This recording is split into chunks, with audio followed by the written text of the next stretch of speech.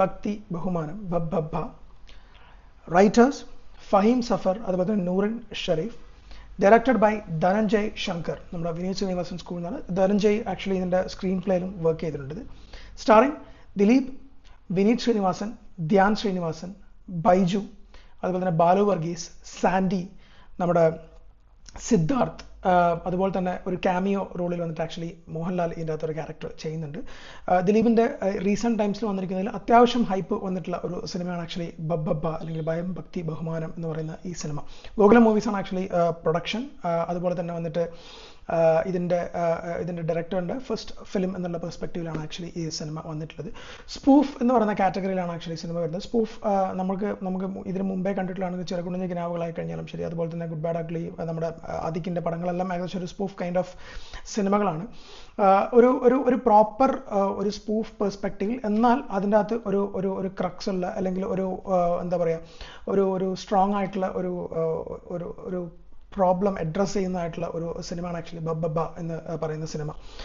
ദിലീപിൻ്റെ പെർഫോമൻസ് വെച്ച് നോക്കുന്ന സമയത്ത് ദിലീപിനെ കുറച്ചും കൂടി എനർജറ്റിക് ആയിട്ട് ആക്ച്വലി കാണാൻ പറ്റിയിട്ടുള്ള ഒരു സിനിമയാണ് ആക്ച്വലി ബബ്ബ എന്ന് പറയുന്നത്. കാരണം പുള്ളിയുടെ റീസെൻറ്റ് സിനിമകളൊക്കെ എടുത്ത് നോക്കിക്കഴിഞ്ഞാൽ even Prince and the family ഒരു ബെറ്റർ ആയിട്ടുള്ള സിനിമയായിട്ട് വന്നിരുന്നെങ്കിൽ കൂടി പുള്ളി ആകെ ഒരു ടോൺ ഡൗൺ പെർസ്പെക്റ്റീവ് ഇരുന്നു. അങ്ങനെ വെച്ച് നോക്കുന്ന സമയത്തേക്ക് പുള്ളിയുടെ കറണ്ട് സിനാരിയോ ഒക്കെ വെച്ച് എനിക്കത് മുമ്പേ തന്നെ ആക്ച്വലി ഷൂട്ട് തുടങ്ങിയ സിനിമ എന്ന രീതിയിലും ഈ സിനിമയിൽ കുറച്ചും കൂടി പുള്ളി വന്നിട്ട് എനർജറ്റിക് ആയിട്ടും നല്ല സ്ക്രീൻ പ്രസൻസും ആക്ച്വലി പുള്ളിക്ക് ഫീൽ ചെയ്യുന്നതായിട്ട് തോന്നി. ഒരു മാസ് ക്യാരക്ടറും ഒരു മാസ് ആയിട്ടുള്ള സീനുകളിലൊക്കെ വന്നിട്ട് ഭയങ്കര എലിവേറ്റഡ് ആയിട്ടുള്ള രീതിയിൽ പുള്ളിക്ക് പെർഫോം ചെയ്യാൻ പറ്റിയിട്ടുണ്ട്. At the same time comedy പറയുന്ന സമയത്തായി കഴിഞ്ഞാലും പുള്ളിയുടെ ഒരു പഴയ ഒരു ഫുള്ളി ഇല്ലെങ്കിലും കൂടി ഒരു പഴയ ഒരു ടച്ചൊക്കെ വന്നു പോകുന്നതായിട്ടും എനിക്ക് പേഴ്സണലി ഫീൽ ചെയ്തിട്ടുണ്ട്. ദിലീപിൻ്റെ ഓപ്പോസിറ്റായിട്ട് വിനീത് ശ്രീനിവാസൻ ഒരു ഇമ്പോർട്ടൻ്റ് ആയിട്ടുള്ള ക്യാരക്ടർ ഇതിൻ്റെ അകത്ത് ചെയ്യുന്നുണ്ട്. സോ സ്പൂഫ് എന്ന് പറയുന്ന സമയത്തേക്ക് നമ്മൾ ഈ സമകാലിക പരിപാടികളൊക്കെ ഇതിൻ്റെ ഉള്ളിലേക്ക് കൊണ്ടുവരികയും ചെയ്യും. അറ്റ് ദ സെയിം ടൈം സിനിമയ്ക്കുള്ളിൽ നമ്മൾ എൻജോയ് ചെയ്തിട്ടുള്ള എലമെൻസുകളും കാര്യങ്ങളൊക്കെ കൊണ്ടുവരികയാണ് ചെയ്യുന്നത്.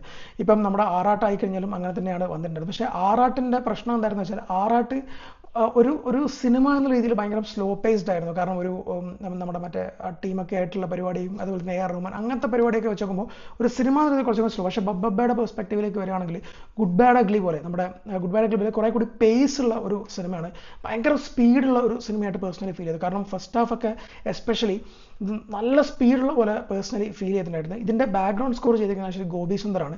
ഭയങ്കര ലൗഡായിട്ടുള്ള ഒരു സിനിമയാണ് ആക്ച്വലി. ഇപ്പം നമ്മൾ ഗുഡ് ബാഡ് അഗ്ലീൻ്റെ കാര്യം ഞാനത് നെക്ക് ടു നെക്ക് ആയിട്ട് കമ്പയർ ചെയ്യാൻ കാരണം വെച്ചാൽ ഗുഡ് ബാഡ് അഗ്ലിയാണ് റീസെൻ്റ്ലി വന്നിട്ടുള്ള ഒരു സ്പൂഫ് സിനിമ എന്ന് പറയാൻ വേണ്ടിയിട്ട്. അതിനകത്തും അതുമായിട്ട് നെക്ക് ടു നെക്ക് കമ്പയർ ചെയ്യാൻ പറ്റുന്ന ഒരു സിനിമയായിട്ടാണ് എനിക്ക് പേഴ്സണലി ബബ്ബ ഫീൽ ചെയ്തിട്ടുള്ളത്. കാരണം അതൊരു ദിലീപിൻ്റെ പെർസ്പെക്റ്റീവിൽ നോക്കുകയാണെങ്കിൽ ദിലീപ് ഇതുവരെ ചെയ്യാത്ത രീതിയിലുള്ള ഒരു പരിപാടി ഇതിനകത്ത് ചെയ്തിട്ടുണ്ട്. കാരണം ദിലീപ് അങ്ങനെ ഒരു മാഡ് ആയിട്ടുള്ള ഒരു ക്യാരക്ടർ അല്ലെങ്കിൽ ഭയങ്കര എക്സെൻട്രിക് ആയിട്ടുള്ള ഒരു ക്യാരക്ടർ ദിലീപ് അങ്ങനെ ചെയ്തിട്ടില്ല. കോമഡിയിൽ ദിലീപ് ചെയ്തിട്ടുണ്ടാവും, പക്ഷേ എന്ന് വെച്ചാൽ ഇങ്ങനെ ഒരു സിനിമ എന്നുള്ള രീതിയിൽ അത്രയും എക്സെൻട്രിക് ആയിട്ടുള്ളൊരു ക്യാരക്ടർ ചെയ്തതായിട്ട് ഞാൻ ഓർക്കുന്നില്ല. അതുപോലെ തന്നെ വളരെ ഇമ്പോർട്ടൻ്റ് ആയിട്ടുള്ള ക്യാരക്ടറായിട്ട് വിനീത് ശ്രീനിവാസൻ വളരെ നന്നായിട്ടൊരു ഒരു ലൗഡ് ആയിട്ടുള്ള ക്യാരക്ടർ ദിലീപിൻ്റെ കാര്യം പറഞ്ഞ പോലെ വിനീതിൻ്റെ കാര്യം അങ്ങനെയാണ്. ഒരു എക്സെൻട്രിക് ക്യാരക്ടേഴ്സ് വന്നിട്ട് ഭയങ്കരമായിട്ട് ചെയ്യാറില്ല. പിന്നെ നമ്മൾ ദിലീപിൻ്റെതായിട്ടുള്ള ഒരുപാട് സിനിമകൾ നമുക്ക് ഭയങ്കര ക്ലോസ് ടു ഹാർട്ടാണ്. ലൈക്ക് ഇൻ ദ സെൻസ് വന്നിട്ട് ചില ഡയലോഗുകളായിട്ടും അത് ആക്ച്വലി ദിലീപിൻ്റെ പെർസ്പെക്റ്റീവ് മാത്രമല്ല, ആസ് എ സിനിമ അത് കുറേ സിനിമകൾ ഇപ്പോൾ കല്യാണരാമൻ ആയിക്കഴിഞ്ഞാലും റൺവേ ആയിക്കഴിഞ്ഞാലും CID മൂസ ആയിക്കഴിഞ്ഞാലും നമ്മുടെ കുഞ്ഞിക്കുഞ്ഞൻ ആയിക്കഴിഞ്ഞാലും അങ്ങനെ ചാന്തുപൊട്ട് ആയിക്കഴിഞ്ഞാൽ അങ്ങനെ ഒരുപാട് സിനിമകൾ ദിലീപിൻ്റെതായിട്ടുള്ള ഭയങ്കരമായിട്ട് വെട്ടം അതൊക്കെ നമുക്കൊരു ഏതൊരു സ്ഥലത്തൊരു നൊസ്റ്റാൾജിക് എലമെൻറ്റ് നമ്മുടെ ചെറുപ്പകാലോ അതൊക്കെ നമുക്ക് ഫീൽ ചെയ്യുന്നുണ്ട്. അത് നമുക്ക് എത്രമാത്രം ബെറ്റർ ആയിട്ട് ഇതിനകത്തേക്ക് പോർട്രേ ചെയ്തിട്ടുണ്ടെന്നുള്ളതാണ് ആക്ച്വലി ഈ സിനിമയുടെ ഒരു യുണീക്ക് ഫാക്ടറായിട്ട് തോന്നിയിട്ടുള്ളത്. ഇപ്പോൾ റൺവേയിലുള്ള ഒരു സീനായി കഴിഞ്ഞാൽ ഒരുപാട് സീനുകളുണ്ട് ആക്ച്വലി. തിയേറ്ററിക്കലി നമ്മളൊരു ഭയങ്കര ക്രൗഡിൻ്റെ കൂടെ ഇരുന്ന് കാണുന്ന സമയത്ത് ഭയങ്കര ഒച്ച വെച്ച് ഭയങ്കര ആർപ്പൊളിച്ച് കാണാൻ പറ്റുന്ന ഒരു സിനിമ. അത് ആക്ച്വലി വന്നിട്ട് ഇപ്പോൾ ഈ റീസെൻ്റ്ലി വന്നിട്ട് റീൽസിലൊക്കെ ട്രെൻഡായ കാര്യങ്ങളൊക്കെ ഇപ്പം നമ്മുടെ ദേവ്ജി എന്ന് പറയുന്ന ക്യാരക്ടറായി കഴിഞ്ഞാലും അതുപോലെ തന്നെ വന്നിട്ട് റീൽസിൽ അല്ലെങ്കിൽ ഇപ്പോൾ വെട്ടം ഭയങ്കരമായിട്ട് ട്രെൻഡ് ആവുന്നുണ്ട്, റൺവേ ഭയങ്കരമായിട്ട് ട്രെൻഡ് ആവുന്നു. ഇതൊക്കെ റീൽസിൽ ട്രെൻഡ് ആവുന്ന ആ സംഭവങ്ങളായതുകൊണ്ട് തന്നെ ആ ഒരു കാറ്റഗറി യങ് ആയിട്ടുള്ള എല്ലാ ഒരു കാറ്റഗറിയിലുള്ള ആൾക്കാർക്കും വന്നിട്ട് അത് ഒരു പരിധി വരെ നന്നായിട്ട് കണക്ട് ആവുന്നതായിട്ട് തിയേറ്ററിന് പേഴ്സണലി ഫീൽ ചെയ്തിട്ടുണ്ട്. എന്നാൽ ഇത് വന്നിട്ടെന്ന് വെച്ചാൽ ഒരു വൈഡർ റേഞ്ച് ഓഫ് ഓഡിയൻസിന് മേ ബി എത്രമാത്രം ബെറ്റർ ആയിട്ട് റീച്ച് ആവുന്നുള്ളതും നമുക്ക് എനിക്കതിൽ ഭയങ്കരമായിട്ടുള്ള ഒരു കൺഫ്യൂഷൻ ഉണ്ട്. കാരണം എങ്ങനെയായിരിക്കും, കാരണം ഇപ്പം എൻ്റെ വീട്ടിലെ ആൾക്കാരായി കഴിഞ്ഞാൽ അവരൊക്കെ വന്നിട്ട് ഇത്രയും ലൗഡായിട്ടുള്ള സിനിമ പോയി കാണുമോ എന്നുള്ളത് എനിക്ക് പേഴ്സണലി ഒരു ഐഡിയ കിട്ടിയിട്ടില്ല. സോ അതുകൊണ്ട് തന്നെ ഒരു രണ്ട് എക്സ്ട്രീം ആയിട്ടുള്ള ഒരു പിന്നെ ഒരു റിവ്യൂ വന്നതിൽ വലിയ അത്ഭുതമൊന്നും എനിക്ക് പേഴ്സണലി ഇതിൻ്റെ അകത്ത് തോന്നാനും ഇല്ല. അല്ലെങ്കിൽ എന്ന് വെച്ചാൽ നമ്മളങ്ങനെ രണ്ട് കാര്യങ്ങളുണ്ടാവും. അതിപ്പോൾ ദിലീപിൻ്റെതായിട്ടുള്ള പുതിയ നടന്നുകൊണ്ടിരിക്കുന്ന കാര്യങ്ങളും ഒരു സൈഡിലുണ്ടാവും, ആ ഒരു പരിപാടിയും ഇതിൻ്റെ സൈഡിലുണ്ടാവും. അറ്റ് ദ സെയിം ടൈം വന്നിട്ടെന്ന് വെച്ചാൽ ഈ രണ്ട് സെക്ഷൻ ഓഫ് ഓഡിയൻസിൻ്റെ പ്രശ്നങ്ങളും ഉണ്ടാവാനുള്ള സാധ്യത. ടെക്നിക്കൽ സൈഡിലേക്ക് വന്നു കഴിഞ്ഞാൽ ഞാൻ നേരത്തെ പറഞ്ഞ പോലെ ഇതിൻ്റെ മ്യൂസിക് ചെയ്തിരിക്കുന്ന ഗോപി സുന്ദറാണ്. ഒരുപാട് സ്ഥലത്ത് ഗംഭീരമായിട്ടുള്ള ബാക്ക്ഗ്രൗണ്ട് സ്കോർ വന്നിട്ട് അറ്റ് ദ സെയിം ടൈം ഞാൻ പറഞ്ഞല്ലോ ആ ലൗഡ് മൊമെന്റ് എന്ന് പറയുന്നത് എല്ലാവർക്കും വന്നിട്ട് ഭയങ്കരമായിട്ട് ഇതാവുന്നത്. പക്ഷേ റാപ്പ് ആയി കഴിഞ്ഞാലും ശരി, അതുപോലെ തന്നെ ഒരു മേജർ മ്യൂസിക് ഉണ്ട്. അതായത് ഒരു മാഡ്നസ് എന്ന് പറയുന്ന പെർസ്പെക്റ്റീവ് വരുന്ന സമയത്ത് വരുന്ന ഒരു മ്യൂസിക്, അതുപോലെ തന്നെ വന്നിട്ടെന്ന് വെച്ചാൽ ഒരു ഭയം, ഭക്തി, ബഹുമാനം എന്ന് പറഞ്ഞിട്ടൊരു മ്യൂസിക് വരുന്നുണ്ട്. അതൊക്കെ ഭയങ്കര കിഡിലായിട്ട് പുള്ളിക്കാരനാണ് ആക്ച്വലി ചെയ്തിട്ടുണ്ട്. ഇത് മ്യൂസിക് ചെയ്തിട്ടുണ്ട് ഷാൻ റഹ്മാനാണ്.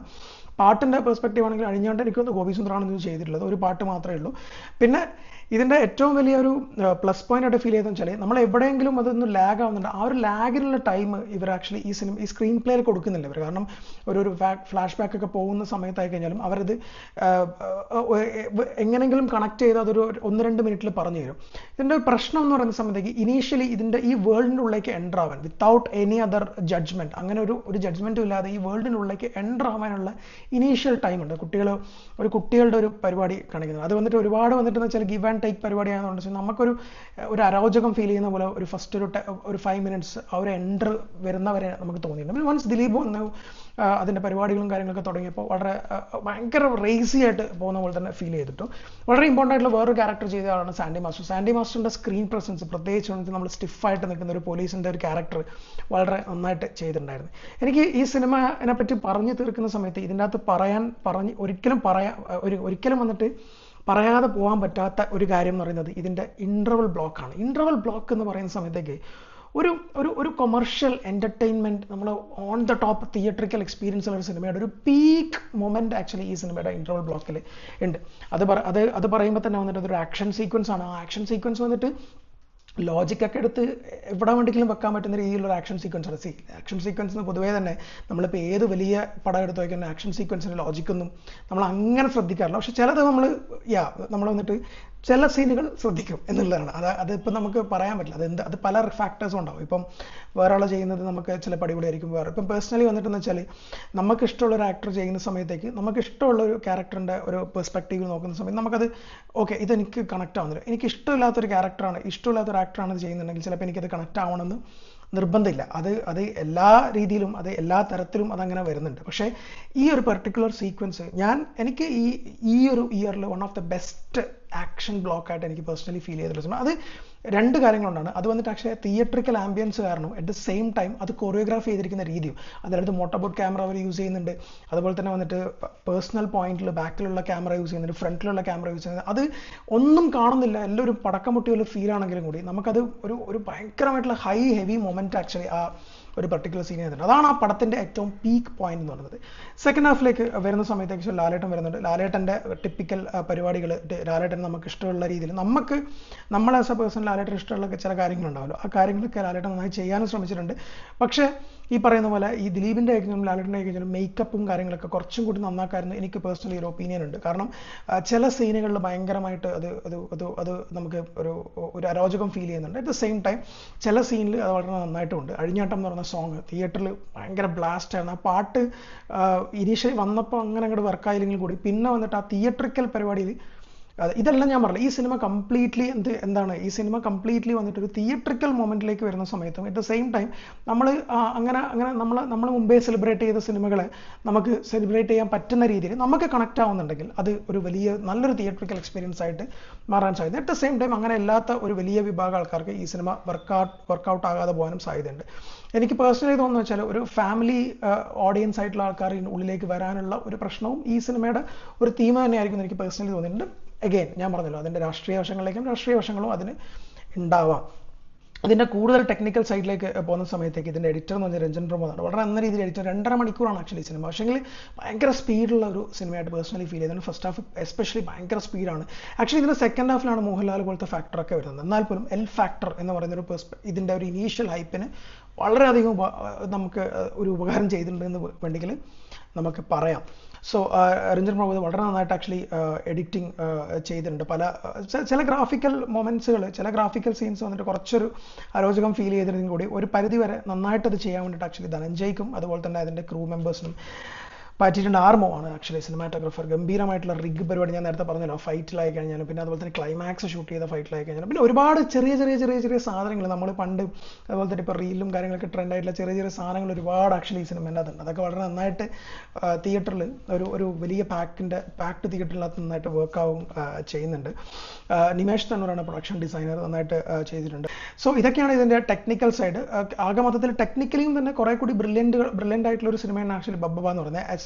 അപ്പാർട്ട് ഫ്രം ദാറ്റ് നമ്മുടെ മറ്റേ CGI പരിപാടികളൊക്കെ കുറച്ചൊന്ന് ഇതായി കഴിഞ്ഞാൽ ആ മൊത്തത്തിൽ ബബ്ബ എന്ന് പറയുന്ന സിനിമ എനിക്ക് പേഴ്സണലി ഞാൻ കണ്ട തിയേറ്ററിൻ്റെ പെർസ്പെക്റ്റീവ് വെച്ച് നോക്കണം, എനിക്ക് ഭയങ്കര സാറ്റിസ്ഫൈഡ് ആയിട്ടുള്ള ഭയങ്കര എൻജോയ് ചെയ്ത് ഭയങ്കര മറ്റേ അട്ടഹസിച്ച് അങ്ങനെ കാണാൻ പറ്റുന്ന ഒരു മാഡായിട്ടുള്ള സിനിമയാണ്. അറ്റ് ദ സെയിം ടൈം എനിക്ക് ഒരു കാര്യം കൂടി പറയാനുണ്ട്. ബബ്ബ എന്ന് പറയുന്ന ഒരു കോൺസെപ്റ്റിനോട് കൊണ്ടുപോയി കണക്ട് ചെയ്യുന്ന രീതി ഇത്രയും സ്പീഡായിട്ട് പോകുന്ന സിനിമേൻ്റെ അകത്ത് എനിക്ക് പേഴ്സണലി, ഇതെൻ്റെ പേഴ്സണൽ ഒപ്പീനിയനാണ്, ഇത്രയും സ്പീഡായിട്ട് പോകുന്ന സിനിമയുടെ അകത്ത് ആ ഒരു കോൺസെപ്റ്റിലേക്ക് കൊണ്ടുപോയി ലിങ്ക് ചെയ്യുന്നൊരു പോയിന്റ് ഉണ്ട്. ആ പോയിന്റ് നല്ലൊരു പോയിന്റായിട്ട് എനിക്ക് പേഴ്സണലി സിനിമേനകത്ത് ഫീൽ ചെയ്തിട്ടുണ്ട്.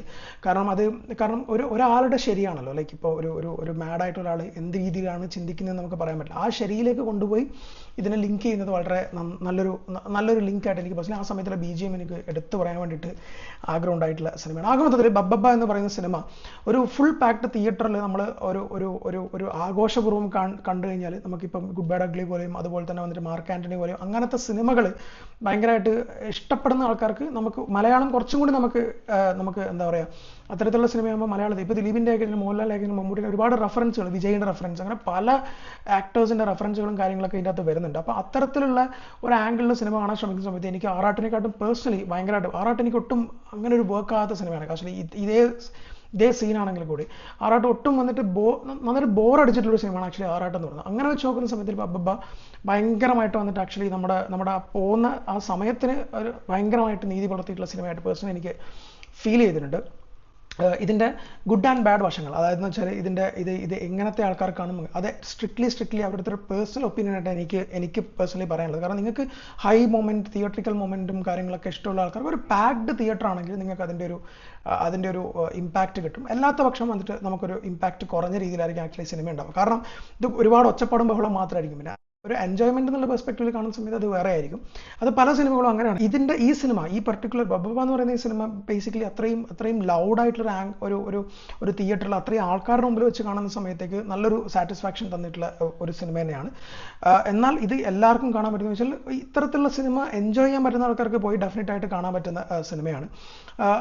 അതുപോലെ തന്നെ വന്നിട്ടെന്ന് വെച്ചാൽ നമ്മൾ ഇങ്ങനത്തുള്ള സിനിമകൾ ഒരു പരിധിയിലുള്ള ആൾക്കാർക്ക് വന്നിട്ട് ഇത് കാണാനും വലിയൊരു ആഗ്രഹം ഉണ്ടാവില്ല. അവർക്കത് വന്നിട്ട് ഒരു ലോജിക്ലെസ് ഒരു വിത്തൗട്ട് ബ്രെയിൻ എന്ന് പറയുന്ന കോൺസെപ്റ്റിലേക്ക് പോകാൻ താല്പര്യമുള്ള ആൾക്കാർക്ക് കാണാൻ പറ്റുന്ന സിനിമയാണെന്ന് എനിക്ക് പേഴ്സണലി വന്നിട്ട് നല്ലൊരു സാറ്റിസ്ഫാക്ഷൻ തന്നിട്ടുള്ള സിനിമയാണ് ആക്ച്വലി ബബ്ബ എന്ന്. ഒരു പുതിയൊരു അറ്റംപ്റ്റ് എന്നുള്ള രീതിയിൽ ബബ്ബ തീർച്ചയായിട്ടും ഒരു തവണ കണ്ടിരിക്കാൻ പറ്റിയ ഒരു സിനിമയാണ് എനിക്ക് പേഴ്സണലി ഫീൽ ചെയ്തിട്ടുള്ളത്.